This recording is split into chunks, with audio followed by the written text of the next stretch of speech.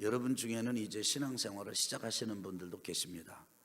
또 교회를 어느 정도 다니긴 하셨지만 와서 소리를 내서 기도하는 것에 익숙하지 않으신 분들도 계십니다. 그리고 신앙생활을 오래 교회에 출석은 하셨지만은 그러나 내가 굳이 소리를 내서 하나님 뭐를 이렇게 주십시오 이렇게 기도하는 것에는 필요성도 못 느꼈고 그렇게 할 마음도 없었던 분들도 계실 것입니다. 물론 열정과 뜨거운 예배자의 영성으로 하나님의 은혜를 구하시는 분들도 대다수 많이 계시지요. 오늘은요 이 평소의 설교 시간에 비하면 아주 메시지를 좀 반 정도 짧게 좀 나누고 그 다음에 찬송하고 응답 찬송 붙들고 찬송하고 성령을 구하는 그런 기도의 시간을 갖고자 합니다. 저는 이 파타임으로 혹은 이렇게 조력자로 이렇게 사역한 거를 빼고 담임 목회자로 교회를 전담을 해서 목회한 세월만 해도 30년이 넘습니다. 대개 어떤 세상에서 일을 하면 10년 정도 하고 나면 다 익숙해지죠. 전문가가 되죠. 그런데 여러분도 혹시 그런 걸 느끼십니까? 저는 이 목회 사역을 하면서 30년이 넘었는데도요 모르는 것 투성이고 어떻게 해야 될지 알 수 없이 아주 난감할 때가 참 한두 번이 아닙니다. 아주 종종 있습니다. 그래서 하나님 앞에 그런 기도를 드릴 때가 있어요. 하나님 이럴 때 어떻게 해야 되죠? 이런 경우 어떻게 해야 됩니까? 그렇게 기도를 하고 도움을 요청할 때가 많습니다. 그 맨날 이렇게 야 이거 어떻게 해야 되지? 어떻게 하지? 이럴 때가 많아요. 그럴 때 제게는 꼭 생각나는 분이 있습니다. 첫 번째는 담임 목사님이십니다. 제가 처음에 감리교회에서 출석할 때 저는 충북 옆집에서 태어나서 충남 옆주로 와서 이렇게 살고 있습니다. 근데 제가 청주에서 육거리에 있는 사도 감리교회를 다녔는데 그때 담임 목사님이 제가 학생일 때 이렇게 보면요 완벽하셨어요. 얼마나 철저하시고 그리고 모든 것에 그렇게 지혜로우실 수가 없으셨어요. 말씀하시는 걸 들으면 그냥 들으면 좋더라고요. 잘 되고. 그래서 참 그분이 많이 생각이 납니다. 그런데 그분은 이미 하나님의 부르심을 받아서 하나님 나라 가신 지가 오래됐습니다. 그러니 그분이 저한테 대답을 해 주실 리가 없지요. 그래서 하나님 앞에 또 이제 어떻게 하면 좋습니까? 어떻게 하면 좋습니까? 이렇게 기도를 합니다. 그때 제 마음속에 어떤 생각이 하나님께서 응답으로 이렇게 딱 주시는 느낌을 받았느냐 하면 느낌, 여러분 그 느낌 아십니까? 하나님께서 응답을 주실 때 그 응답의 느낌을 아세요? 혹시 다투고 오셨어요? 그래서 여러분 그 느낌이 있어요. 느낌. 그 느낌. 근데 그 느낌, 그 마음이 어떤 마음이냐면 교회가 언제 어디서 어떻게 생겨났는지를 시작되었는지를 살펴보면서 배우면 될 거 아니냐라고 성경에서 교회가 언제 어디서 어떻게 시작되었는지를 찾아보고 배워라 이런 느낌이 제게 왔어요. 그래서 이제 성경 66권 구약과 신약을 놓고 교회에 관해서 이렇게 살펴보기를 시작했습니다. 구약에도 이스라엘 백성들을 굳이 교회라고 하자면 못할 것도 없지만은 그러나 구약에는 오늘날 여러분과 저와 같이 이렇게 신앙 고백을 하는 이런 믿음의 공동체의 그림자는 있을지언정 실체는 구약에 없습니다. 또 신약에 오면 여러분 신약의 맨 앞에 나오는 성경책 4권이 뭔지 아세요? 4권이 뭔지 아십니까? 그 성경책 이름이 뭔지 아십니까? 마태복음, 마가복음, 누가복음, 요한복음입니다. 너무 수준 없는 질문을 드렸습니까? 이 4권 책이 있어요. 이 4권 책에도 교회 이야기는 나오지 않습니다. 다만 예수님께서 교회를 세우겠다 이렇게 말씀을 하세요. 마태복음 16장에 보게 되면 예수님께서 가이사랴 빌립보라고 하는 지역을 거니시다가 제자들에게 묻습니다. 너희는 나를 누구라고 그러느냐? 제자들이 대답을 사람들은 나를 누구라고 그러느냐? 그러니까 제자들이 뭐 이렇게도 말하고 저렇게도 말합니다. 그때 예수님께서 제자들에게 단도직입적으로 묻습니다. 너희는 나를 누구라고 그러느냐? 그러니까 제자들을 대표해서 베드로가 한번 따라합시다. 주는 그리스도시요 살아계신 하나님의 아들이십니다. 그 고백을 듣고 예수님께서 너무 해피하셨습니다. 너무 기뻐하셨습니다. 바요나 시몬아, 내게 복이 있도다. 이를 내게 알게 하냐는 혈육이 아니요 하늘에 계신 하나님 아버지시니라. 너는 이제부터는 피터다, 베드로다, 반석이다. 그리고는 내가 이 반석 위에, 따라합시다. 내가 이 반석 위에 내 교회를 세우리라. 그 마태복음 16장에 예수님께서 교회를 언급하시는 게 첫 번째 나오는데, 그때도 교회를 세우신 것이 아니고 이 반석 위에, 신앙의 고백 위에 내 교회를 세우리라. 지금 세운다가 아니고, 그리고 세웠다가 아니고 앞으로 내가 세울 것이다, 이렇게 하신 말씀이 나옵니다.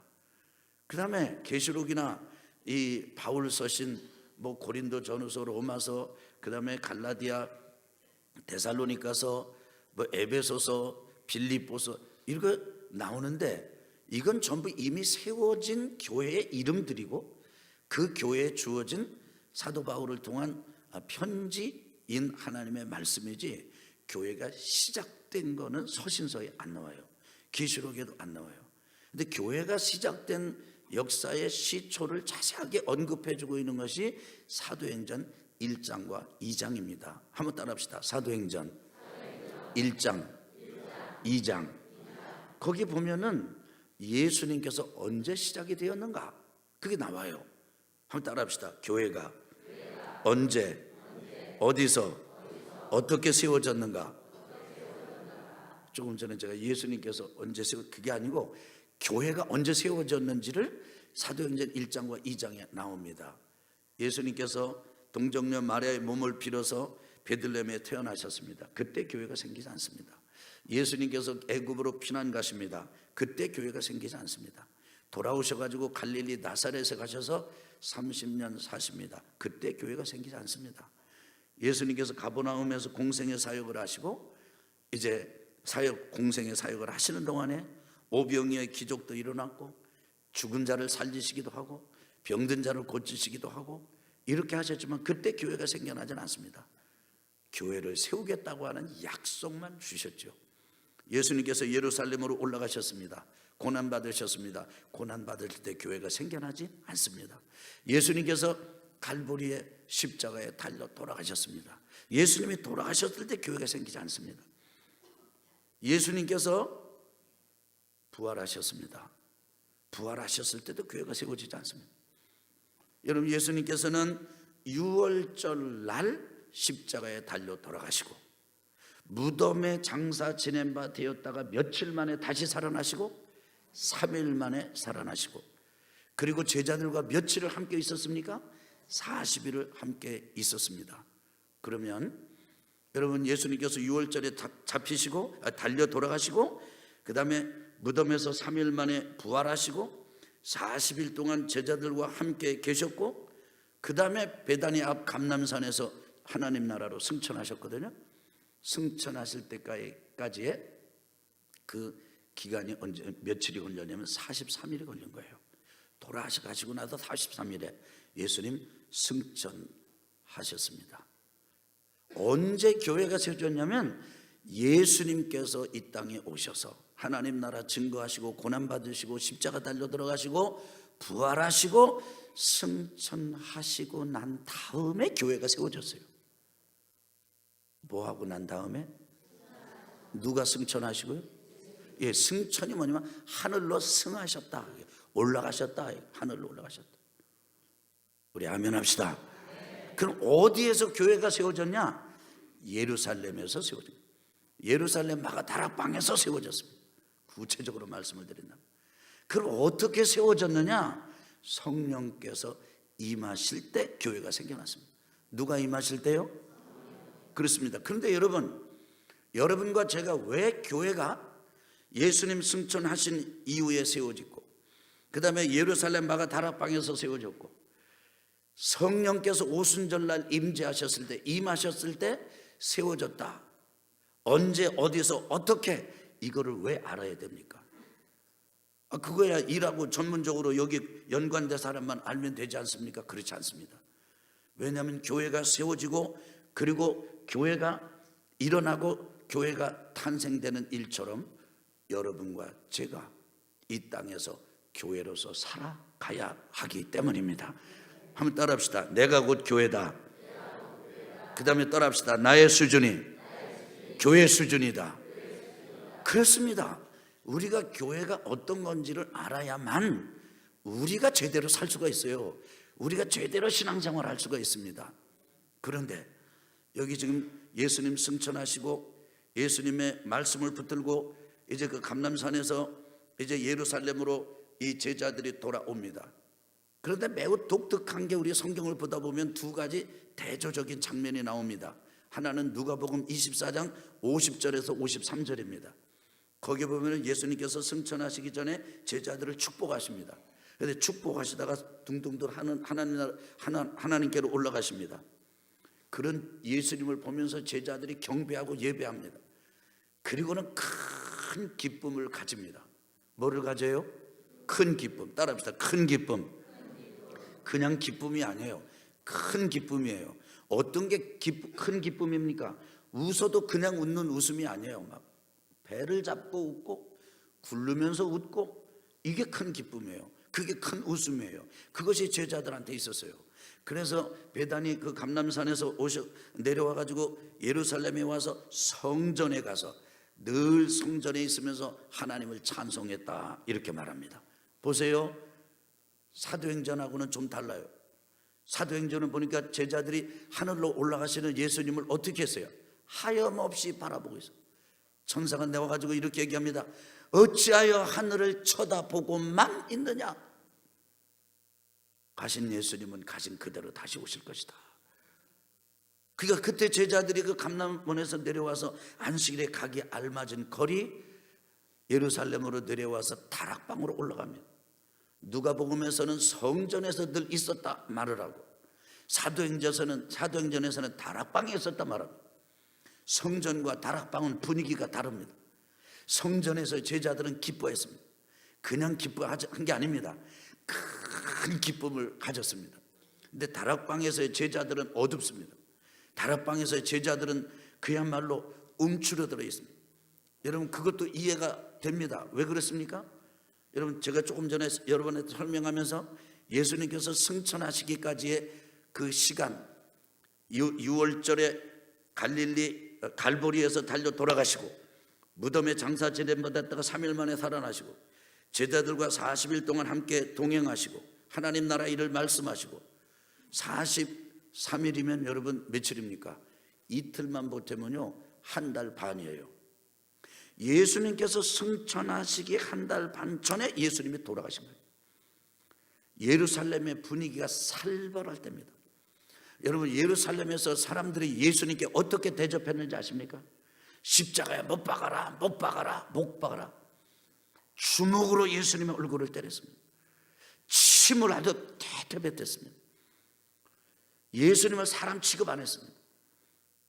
그런데 여러분, 그 군중들이 뭐라고 그러는지 아십니까? 예수님은 저 예수는 십자가 못 박는 대신 저 강도 바라바는 풀어줘라. 여러분, 인류 역사를 보면 사람들이 아무리 똑똑하고 아무리 난 것 같아도 그 사람들의 결정이 너무너무 엉뚱할 수 있다는 것을 우리는 예수님의 십자가 사건을 통해서 배웁니다. 그 사람들은 이제 거래를 했습니다. 바라바는 풀어주고 예수님은 못 박아라. 살인자는 풀어주고 죄 하나도 없으신 예수님은 십자가 못 박으라고 내어준, 그런 살벌하고 잔인하고 엉뚱하고 그야말로 가장 똑똑한 것 같이 결정을 내리는데도 가장 아주 불법적이고 있을 수 없는 결정을 내리는 그런 분위기가 지금 예루살렘에 가득 차 있습니다. 예수님은 승천하셨지만 제자들은 그 예루살렘으로 다시 오신 것입니다. 여러분, 그 예루살렘의 분위기는 예수님만 향해서 그렇게 적대적인 게 아니었습니다. 예수님을 따르던 제자들을 향해서도 적대적이었습니다. 그래서 예수님께서 대제사장의 집에서 심판을 받을 때, 재판을 받을 때 그 종들이 와가지고 이게 얼찐얼찐하는 베드로 보고 너도 저 나사렛 땅 아니냐? 그랬을 때 베드로가 어떻게 했습니까? 그냥 베드로가 그럴 사람이 아닙니다. 베드로가 그렇게 무너지고 그렇게 배신할 사람이 아니에요. 당당하게 죽더라도 죽을지언정 저는 주님을 떠나지 않겠습니다. 이렇게 했던 사람은 베드로예요.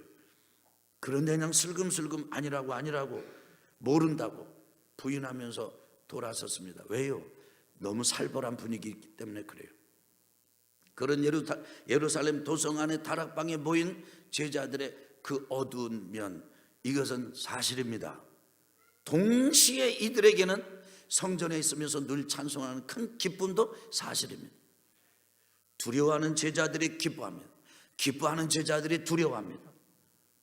여러분과 제가 신앙생활하면서 경험하는 이런 이 곤혹스러움은 어떤 것인지 아십니까? 믿음을 가지고 있으면서 동시에 의심합니다. 기쁨을 가지고 있으면서 동시에 슬픕니다. 빛된 밝은 삶을 알고 경험하면서 동시에 어둠을 경험합니다. 우리 안에 지킬과 하이드가 다 있어요. 사도 바울이 어느 날 이렇게 얘기합니다. 로마 교인들한테. 나는 어느 날 한 법을 깨달았다. 한 가지 팩트, 사실을 깨달았다. 사회 현상이 아니고 나라가 아니라 나에 대한 한 가지 법을 깨달았다. 내 속에 두 가지 나가 있다. 하는 선을 행하는 나, 하는 악을 행하는 나. 그런데 그렇게 단순하진 도식이 아닙니다. 단순하지가 않습니다. 죄를 짓지 않고 악을 행하지 않으려고 하지만은 악을 행하는 나, 선하게 살려고 애를 쓰지만은 선을 행하지 못하는 나, 원하는 것과는 전혀 다르게 살고 있는 나. 복잡한, 따라합시다. 내 안에 나 아닌 내가 너무나 많다. 바울이 그렇게 고백한 것이에요. 여러분과 제가 신앙생활하면서 인생을 살면서 경험하는 건 그런 것이에요. 내가 아내로서 남편에게 참 이 두 가지 마음이 다 있어요. 내 속에. 어떤 형제님이 어떤 자매님하고 만나서 얘기를 했습니다. 용서합시다. 자매님이 자기 남편을 향해서 용서를 하겠다고 다짐했습니다. 근데 막상 남편의 얼굴을 딱 보면서는 용서하지 못해요. 어느 정도 용서를 못하느냐, 이분이 용서를 하려고 얼마나 노력을 하는지 몰라요. 근데 용서가 안 돼요. 그러니까 방에서 막 뒹구르는 거예요. 그 집회 장소에서. 그래서 리더에게 말을 합니다. 용서가 안 됩니다. 하려고 하는데 안 됩니다. 그게 우리 존재인 거예요. 거기에 여러분과 저의 곤혹스러움이 있는 것이에요. 제자들이 바로 그랬던 것입니다. 여러분과 제 속에 어둠이 있다는 것을 인정하는 것은 정직의 용기가 필요합니다. 내 속에 의심이 있고 내 속에 이게 내가 원치 않는 내 모습이 있다는 걸 인정하는 것은 정직의 용기가 필요해요. 내 안에 또 내가 봐도 흐뭇한 모습이 내 속에 있다. 이걸 또 인정하는 것은 겸손이 필요해요. 교만한 사람은요, 자기 아닌 허상을 늘 주장하고 내세워요. 근데 겸손한 사람은 실제 자기 안에 하나님께서 이루시는 모습을 봐요. 오늘 저는 이런 제자들의 모습을 보면서 이런 제자들이 어떻게 3,000명, 5,000명 부흥을 일구고 역사를 일으키는 교회의 첫 번째 주인공들이 됐는가, 일꾼들이 됐는가. 그건 다름 아닌 성령의 역사였다는 거예요. 뭐가 오셨다고요? 성령께서 오신 거예요. 누가 역사하셨다고요? 성령께서 역사하신 거예요. 그러므로 지금 이 시간 여러분과 제가 낙심하지 않았으면 좋겠습니다. 뭐에 대해서요? 내 안에 어두운 내 모습 때문에 낙심하지 않았으면 좋겠습니다. 우리 아멘 합시다. 아멘 합시다. 내 안에 어둠이 있는 걸 모르면 안 돼요. 이거 모르는 사람 아직 인생을 모르는 거예요. 삶을 모르는 것이에요.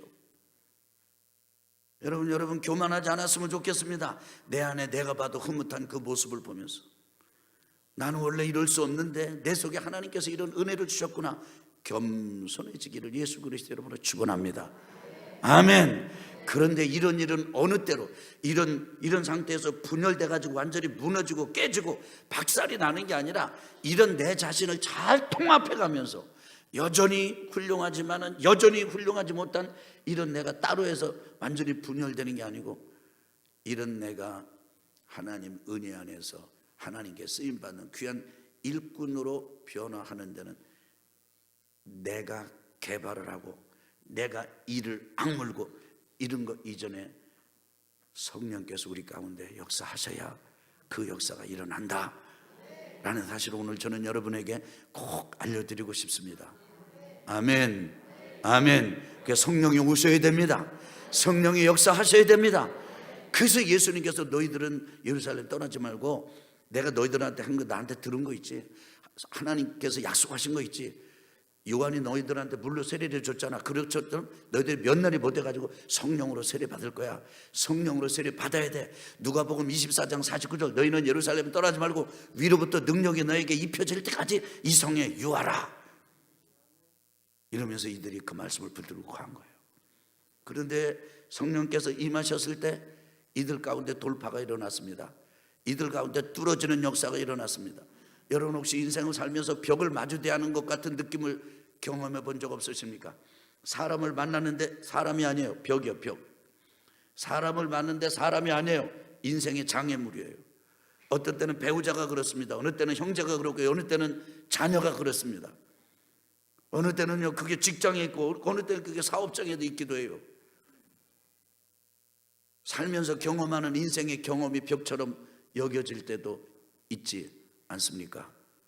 그런데 성령께서 임하시면 그 벽이 뚫어져요. 그 장애물이 디딤돌이 돼요. 한번 해봅시다. 벽이. 다시 벽이. 한 번만 더요. 우리 저 뒤에 계신 성도님들 벽이 변하여 문이 된다. 여러분 벽이 뚫어지면 문이 됩니다. 아멘. 벽이 뚫어지면 문이 됩니다. 인생의 장애물이 뚫어지면 돌파가 일어나면 디딤돌이 됩니다. 이전에 실패하고 경험해서 정말 온전치 못한 게 그게 다 좋게 바뀌어요. 그게 좋은 인생의 좋은 재료로 바뀝니다. 신기한 일입니다. 신비한 일입니다. 제자들이 경험했던 이런 벽과 같고 장애물과 같은 이런 내면의 벽들, 내면의 적들이 무엇이었을까요? 첫째는 실패감입니다. 무슨 감이에요? 실패감. 실패감의 다른 이름은요, 따라합시다. 패배감. 그 실패감과 패배감에 사로잡힌 사람은 어떤지 아십니까? 어떤 일을 시작할 때마다 먼저 성공을 기대하면서도 마음은 어쩔 수 없이 안 될 거다라고 하는 부정적인 생각에 사로잡혀 있습니다. 이런 경우를 실패감, 패배감이라고 말합니다. 성령이 임하시면 이게 뚫어집니다. 이게 변화됩니다. 아멘. 한번 따라합시다. 주여 성령이여, 우리 한번 따라합시다. 임하셔서 내 인생의 실패감을 뚫어주옵소서. 두 번째로는요, 부족감입니다. 무슨 감이요? 부족감이요. 제가 용어를 이렇게 좀 단어를 만드는데 설명을 하려고 하는데 다른 더 쉬운 단어를 찾을 수가 없어요. 이 부족감에 시달리는 사람은 늘 어떤 생각이 사로잡히냐면 나는 부족하다라고 여기거나 느끼는 감정이 있어요. 예를 들어 가지고 집사님 이걸 한번 해보시면 어떻겠습니까? 저는 부족해서요. 성도님 한번 이걸 해보시면 어떻겠어요? 저는 부족해서요. 이 사람은요 늘 만족이 없어요. 나는 다시 태어나도 이걸 할 거야 이런 게 없어요. 이 사람은 두 가지에도 혼돈을 겪는데 첫째는 택한 직업이에요. 하는 일이에요. 이거 아닌데, 이거 내 자리가 아닌데, 이거 내 일이 아닌데, 나는 원래 이거 할 사람이 아닌데 이거 하고 있다고. 나는 원래 이 자리에 있을 사람이 아닌데 내가 이거 하고 있다고. 그래가지고 이런 사람들은요 늘 다리 한쪽 번쩍 든 황새처럼 그 일을 하고 있으면서도 다른 데를 바라봐요. 자꾸 다른 데로 가려고 그래요. 그렇다고 다른 데로 가는 것도 아니에요. 세 번째 합시다. 부적합감. 여러분, 부족감이 능력에 관한 것이면 부적합감은 조금 전에 말씀드린 이 자리와 직위에 관한 것입니다. 이 세 가지가 제자들을 묶고 있었어요. 그런데 그냥 이것만 다 있는 게 아니라니까요. 한편으로는 살아볼 만하고 해볼 만하다 이런 마음이 있으면서도 한편으로는 실패감, 부족감, 부적합감에 신라던 사람들이 바로 제자들이었습니다. 성령이 임하신다. 그게 뚫어진 거예요. 저는 오늘 이 시간 우리가 기도할 때 이것이 뚫어지게 되기를 예수 그리스도 이름으로 축원합니다. 축원합니다. 아멘. 아멘. 여러분, 기도하실 때 좀 확신을 가지고 기도하시면 좋겠어요. 여러분, 따라합시다. 하나님은 살아계신다. 여러분, 2부 예배, 우리 교회요, 지금 교회 나오신 지 한 9주 정도 되시는 우리 형제님 한 분이 계십니다. 50대 이제 후반 되시는, 중후반 되시는 분이신데, 이분이 이제 우리 교회 나온 지 2주 됐을 때요. 몇 주 됐을 때요? 2주 됐을 때요. 그러니까 이분은 교회를, 진짜 교회를 몰라. 하나님을 잘 몰라요. 근데 2주 됐을 때, 혹시 여러분 기억하십니까? 제가 2부 예배, 3부 예배 인도하면서 오늘은 이렇게 먼저 치유를 위한 기도를 하고, 그리고 말씀을 전하겠습니다. 그렇게 한 적이 있었어요. 그게 아마 한 6주나 7주 전이지 않겠나 그래요. 그때가 이분이 2주 된 때 주일이요. 2부 예배 참석했어요. 근데 이분은 어떤 문제를 가지고 있었냐면 이 팔이요. 중요한 이 팔이, 여기에 이 뼈가 아주 그냥 망가질 대로 망가졌어요. 망가져가지고 병원에서 이렇게 쇠를 댔습니다. 쇠를 약간 구부린 걸 댔어요. 요렇게. 그 다음에 근육은 묶었습니다. 이런 분이세요. 이분은 이 팔을 못 움직여요. 그러니까 이게 팔을 움직이려면 몸이 움직여야 돼. 몸이. 이분이. 그런 분이 이제 기도하고 말씀 전한다 그러니까 여기다 손을 얹고 하나님 저 좀 고쳐주시오. 이렇게 기도한 거예요. 기도 끝났습니다. 뭐 일어난지 아무런 흔적이나 이거 없습니다. 근데 이분이요, 자기 테이블 의자, 장의자 앞에 그 턱이 있잖아요. 거기다 전화기를 놓으셨대.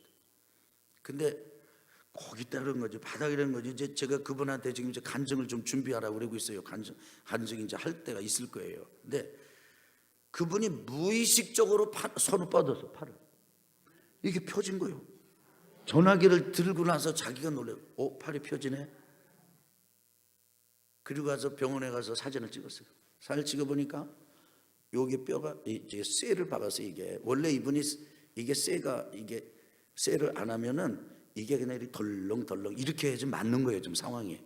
근데 요렇게 구부려서 고정시켰던 이 쇠가요 약간 2cm 정도 내려가 버렸대. 이렇게.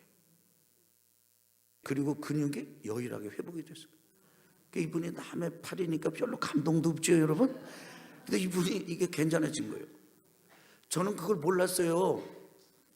그런데 그분 이제 새가족 5주 양육 과정 다 마치고 그 가정을 신방할 때 이분이 내가 설교한 것보다 훨씬 더 많은 말씀을 하셨어요. 내가 이렇게 됐다고, 이렇게 됐다고, 이렇게 됐다고. 얘기 들어보니까 이야, 하나님이 놀랍게 역사하셨더라고요. 여러분, 하나님은 살아계신 분이세요. 하나님은 역사하시는 분이세요. 따라합시다. 살 사람은 사는 소리를 듣는다. 희한하게도 죽을 사람은 죽을 소리만 들어. 제가 늘 하는 말이 있습니다. 따라합시다. 흥하는 사람은 흥하는 소리를 듣는다. 그런데 반대로 망하는 사람은 꼭 망할 소리만 들어요. 한번 따라합시다. 믿음을 가지는 사람은 믿음의 소리만 듣는다. 의심하는 사람은, 따라해봐요. 의심하는 사람은 의심거리만 듣는다. 여러분, 선택하시기 바랍니다. 아멘. 여러분, 사는 소리를 들어야 돼요. 흥하는 소리를 들어야 돼요. 오늘 성령이 임하시면 벽이 문이 돼요. 장애물이 디딤돌이 됩니다. 아멘. 이것이 교회의 경험이에요. 그리고 지금도 성도들이 경험하는 은혜예요. 오늘 조금 시간이 지나지만은 우리 응답 찬송 성령이 오셨네, 성령이 오셨네, 허무한 시절 지날 때 깊은 한숨 내실 때 그런 풍경 보시며 탄식하는 분이네, 이 찬송하고 우리 같이 성령을 구하는 기도를 드립시다.